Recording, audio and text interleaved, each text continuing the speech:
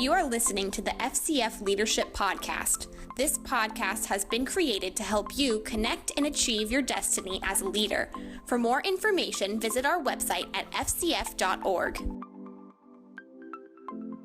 So tell me about how the influence and the heart of reaching the world with the gospel now impacts you in one Tulsa.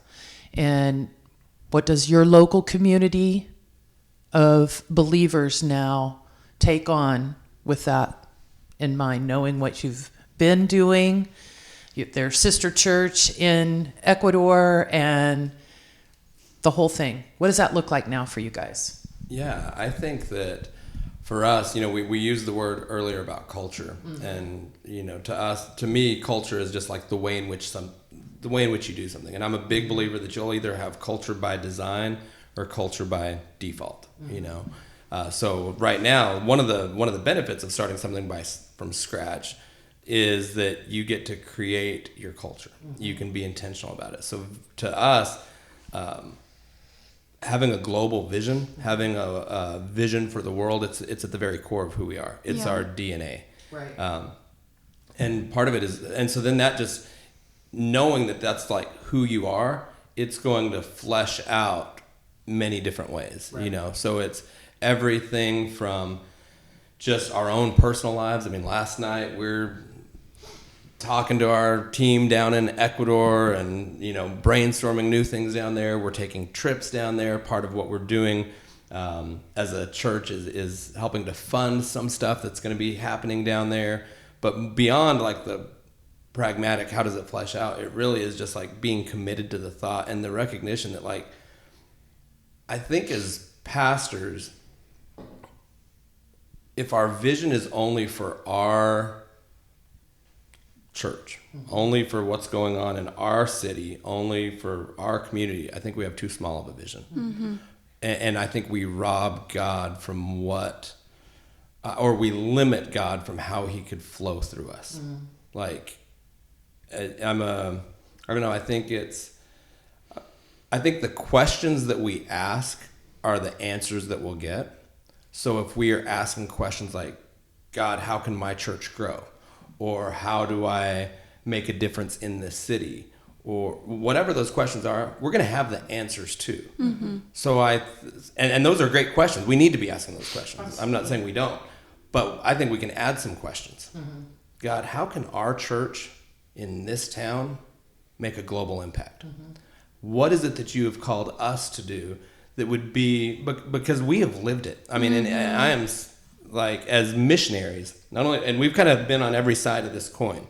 We've done short-term missions, taken literally thousands of people since 2004, all around the world. We lived as missionaries. We pastored internationally. We're pastoring stateside now. And I think I think that if pastors could realize how critical of a role, it's not like a token thing that they're doing. Right. Yeah. If a church could get a vision for for what an impact they could actually do. When we lived as missionaries down in Ecuador, we had a weekly outreach to street children.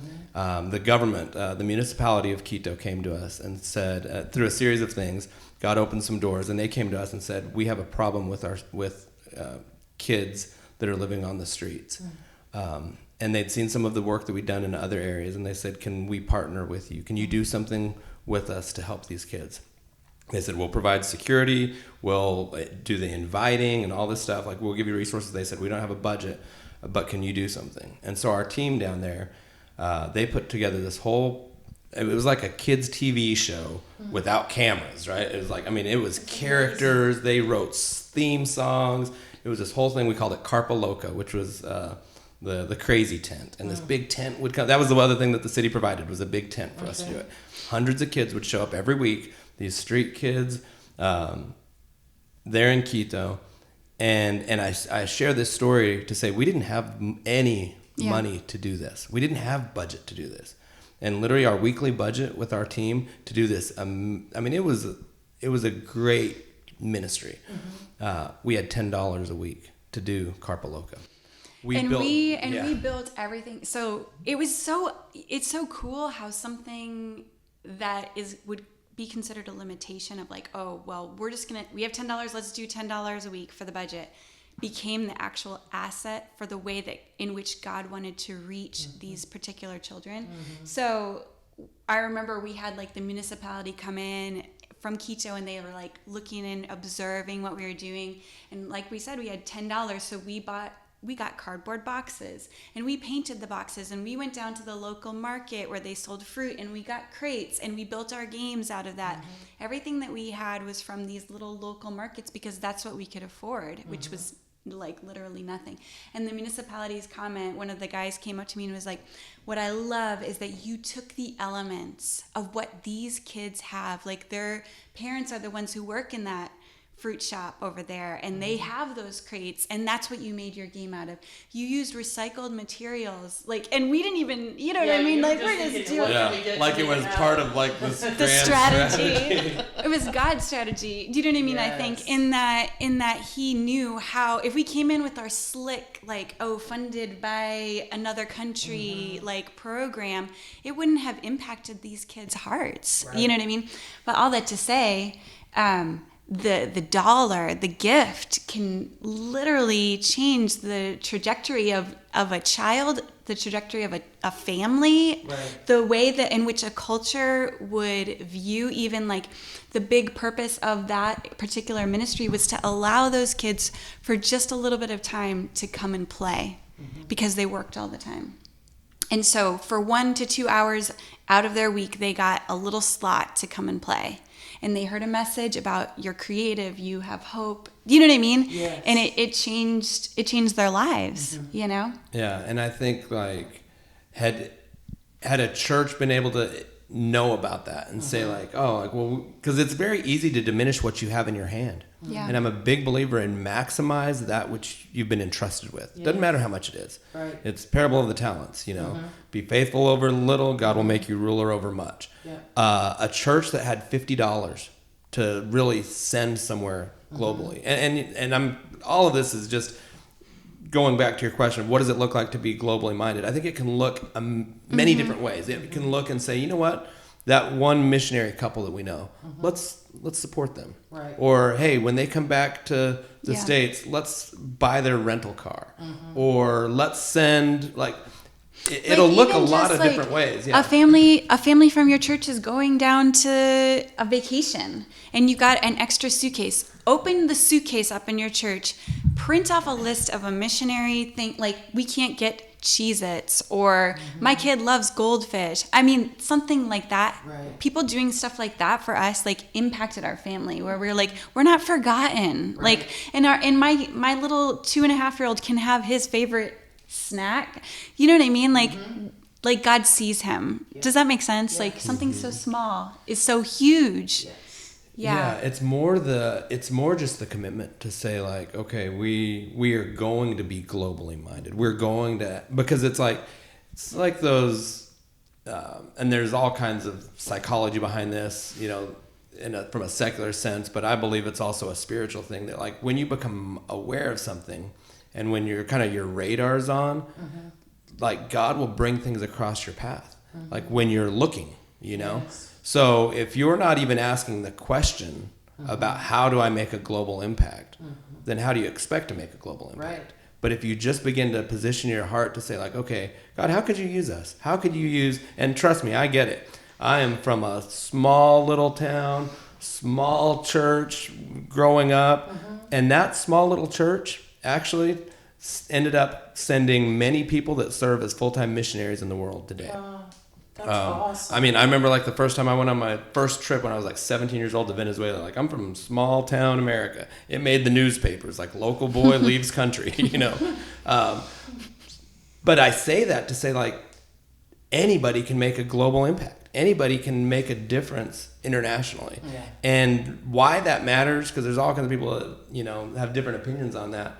But Christianity and Christians and I mean, it's the Great Commission. It is not like, yes, we need to make a difference here.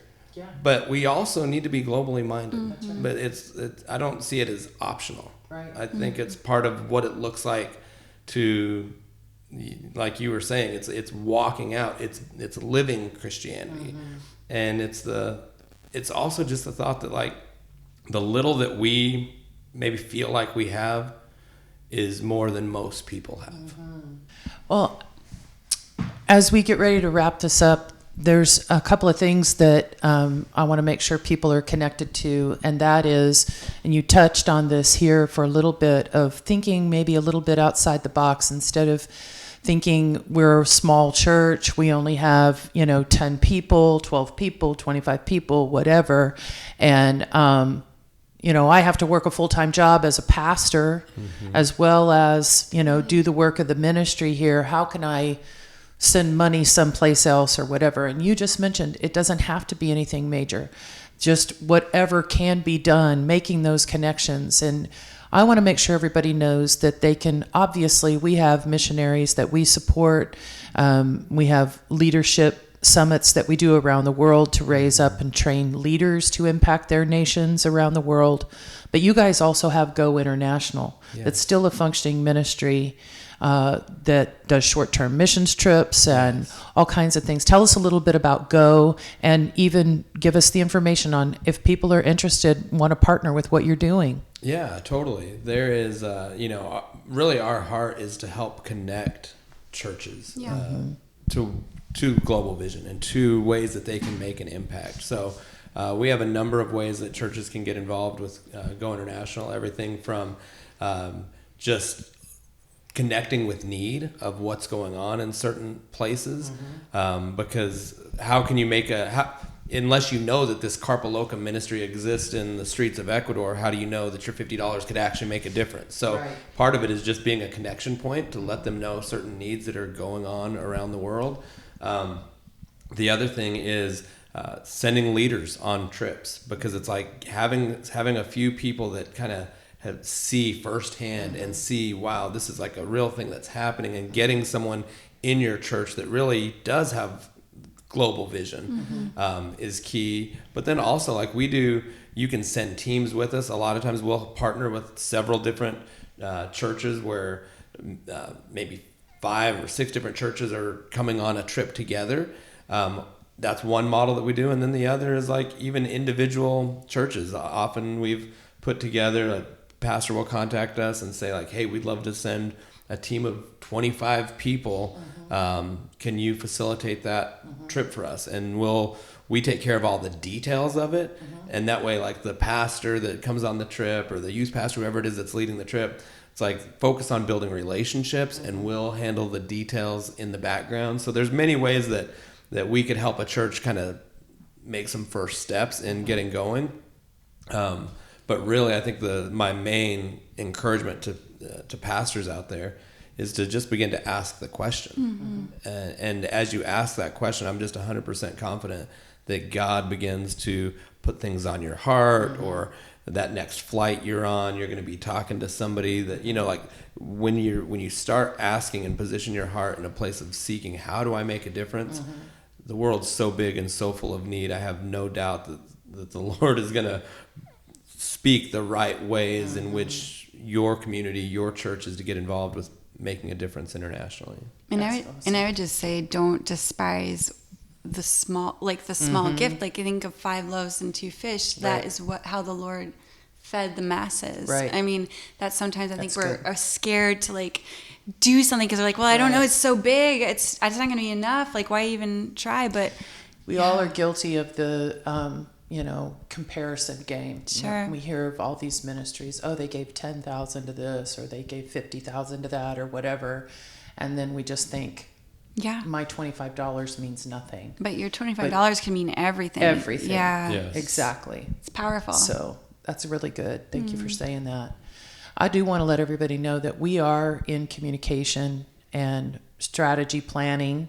So we're hoping that by the middle of this next year, we'll be able to have a plan in place to partner together, because we want you guys, our FCF churches, we know some of you can't send a whole team on a missions trip. So we're trying to schedule at least one, if not more, trips where we can draw people from multiple churches to build a team to go out and do some things. And we'll be partnering with Go International to make that happen.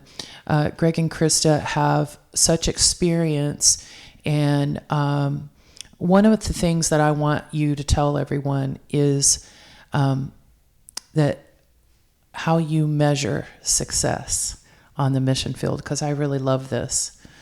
We talked about this once before. Yeah. I think that for us, over the years, we've really had to ask that question, and we've had to come to a recognition that that God loves everybody enough to give them free will. Mm-hmm. And our job is to love and to speak truth. Mm-hmm. And for us, it is being obedient to be present, being willing to be present. And so it runs a little counterintuitive to maybe really even to how we first started. It's like when we were counting numbers of how many people, and I'm not saying that's wrong, right. But for us, what we found on our teams when we had quote unquote, like when it was very numbers driven, mm-hmm. and that was the metric we were looking through, what we found in people is that inevitably there's like this human side of, everybody that's like, oh man, like, well, yesterday I got to pray for 5 people and today, it's got to be 6 then, or whatever. Mm-hmm. And we kind of boiled it down to say like, hey, with whoever you're with, be there, right? Be present, be obedient. Mm-hmm. And if you are present in the moment, present in the conversation, because if I'm worried about like, I've got to go pray with 7 more people, then I might be missing out on the person that God has brought to me in this moment.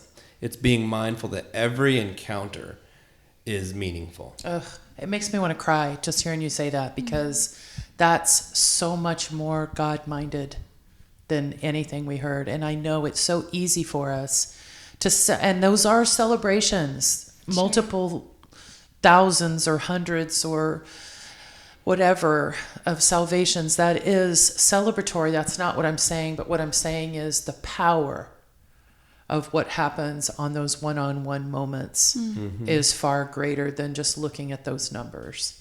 And so I love that that's the way the Lord led you guys. And that's one of the reasons I feel it's valuable for us as an organization to partner with Go and what you do, because it becomes more about those real impact moments. Mm-hmm. And that's what builds vision. That's what team members go back and take, not the numbers, but those real impact moments. That's what they take back and help build vision in their local church. Yes, because that's duplicatable. Exactly. If I can speak to somebody at a coffee shop on a mission trip, then I can speak to somebody in a coffee shop in my own town. That's right. And to me, that's so huge. And honestly, on our trips, when people come on those trips with us, what we'll say, like at the end of the trip, is like, hey, like you thought you've been on a mission trip, but the real mission is just beginning. Yes. You're going back home. You've been getting prepared for missions, because your mission is back where you live. I love it. Oh, you guys, thank you for being with us. Thank you for having us. And we're going to have more opportunities to talk more later. And I know we'll have more opportunities for the FCF family to get to know you guys more. And so thank you for taking time for us. Thank you. Thank you. You have been listening to the FCF Leadership Podcast, where our focus is to help you achieve your destiny as a leader. Thank you for joining us today. For more information, visit our website at fcf.org.